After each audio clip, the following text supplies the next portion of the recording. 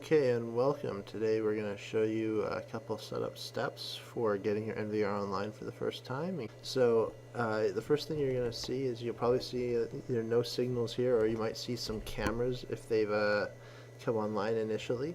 The first thing we're going to cover though is going to be setup of your IP address. So by default you'll probably have to put in your password. I've disabled that just for this demo. To change your IP address, you're going to go to Configuration, and you're going to go to Network. So under Network, this is where you'll have your ability to see your IP address. This is the current IP address on my network. This is the IPv4 address. That's the address that's your IP address for this device. The subnet is for your, that should be usually by default it's this, unless you have like a more advanced network, larger number of devices on it. And then your gateway is your IP address of your router. So that's important to know for any sort of network routing or anything like that. One thing I do want to mention is don't be confused by your IPv4 address down here.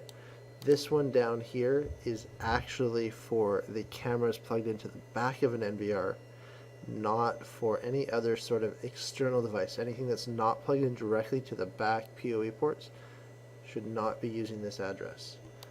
If you are by some chance using this same network on your own devices at home or at the office, I would highly recommend that you change this number to something that's completely different from what the office has.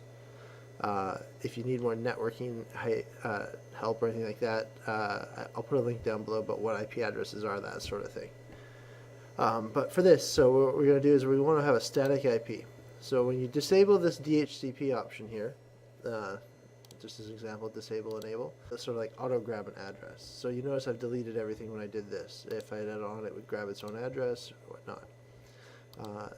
So what you want to do is you enter your static IP. Now, by default, you could have used the address that initially came up, which you put your subnet mask back in. Now, most of this you could copy from a computer. You can't copy this last digit. These last 3 digits are the most important. That should be unique to this device. No one else can use that. And then you get your gateway here. So again, this should be your router. If there's a significant difference between your network and the router, then there's a problem. So the next thing you want to make sure that you do is you need a preferred DNS server.